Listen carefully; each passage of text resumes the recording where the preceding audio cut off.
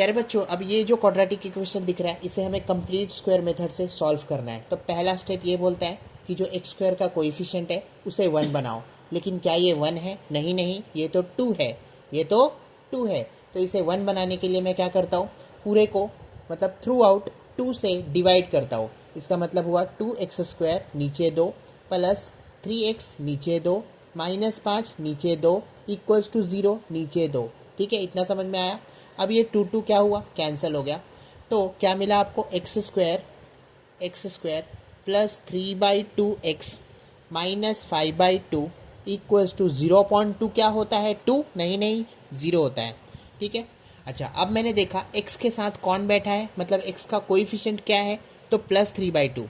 सो 3/2 का हाफ ले लो, और हाफ लेने का ये शॉर्ट ट्रिक है, याद रखो। 3 2 2 ज़ा 4, कितना आया, 3/4। अब इसी का स्क्वायर कर दो, तो 3 का स्क्वायर 9, 4 का स्क्वायर 16। अब ये जो 9/16 आया उसे लेफ्ट हैंड साइड में भी और राइट हैंड साइड में भी क्या करो, तो ऐड करो। तो पहले तो इससे पहले अपने को ये काम करना था कि ये जो एक्स स्क्वायर है प्लस 3/2x है, ये जो कांस्टेंट है इसे राइट हैंड साइड में फेंको, तो माइनस 5/2 क्या बनेगा, प्लस 5/2 बनेगा। ठीक है, इतना समझ में आया।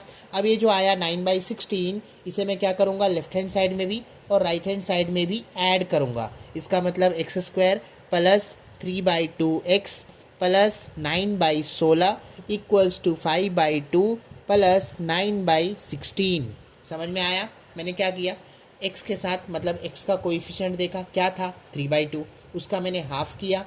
तो हाफ किया तो ये 3 ऊपर और 2 2 ज़ा 4, फिर उसका मैंने स्क्वायर लिया, तो 3 का स्क्वायर 9 आया, 4 का स्क्वायर 16 आया। मैंने 9/16 को लेफ्ट हैंड साइड में भी ऐड कर दिया, दिख रहा है आपको, और राइट हैंड साइड में भी ऐड कर दिया, वो भी दिख रहा है आपको। ठीक है, अब ये जो है किसका परफेक्ट स्क्वायर है, तो ज़्यादा दिमाग नहीं लगाना, सीधा सीधा यहाँ से x उठाओ और प्लस का साइन है इसीलिए प्लस लिखो।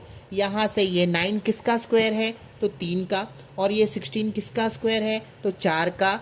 इसका स्क्वायर करो, चेक भी करने की ज़रूरत नहीं है, ये एकदम सही है, इक्वल्स टू। अब यहाँ पे देखो डिनोमिनेटर सेम नहीं है, तो डिनोमिनेटर सेम करने के लिए मैंने इसे 8 से मल्टीप्लाई किया, नीचे भी और ऊपर भी। तो ऊपर क्या हुआ, 8 5 ज़ा 40, 40 प्लस 9 होता है बाबू 49, और नीचे हो गया आपका 16। अब दोनों के ऊपर टोपी ले लो, तो ये इसके साथ कैंसल, बचा x प्लस 3/4 इक्वल्स टू। अब ये जो बाहर आएगा तो 49 के वजह से कौन आएगा बाहर, 7, और 16 के वजह से 4 आएगा बाहर। प्लस माइनस लिखना ना भूलो, बच्चे भूल जाते हैं। सो x इज इक्वल टू क्या होगा, प्लस 3/4 को राइट हैंड साइड में फेंको, ये हो जाएगा आपका माइनस 3/4। यहाँ से एक बार प्लस में ले लो 7/4 और एक बार माइनस में ले लेना। ठीक है, इसका मतलब और x इक्वल्स टू प्लस 3/4 को राइट हैंड साइड में फेंको, तो हो गया माइनस 3/4। फिर एक बार मैंने प्लस में ले लिया 7/4, अब क्योंकि माइनस भी है तो मैं माइनस में भी ले लूँगा 7/4 इक्वल्स टू क्या होगा, तो यहाँ से देखना डिनोमिनेटर तो क्या है, सेम है। 7 में से 3 गए, क्या बचा, तो 4 बचा। नीचे क्या है, 4 4 4 कैंसल 1। ठीक है, x की वैल्यू आ गई, x की वैल्यू कितना आई, 1।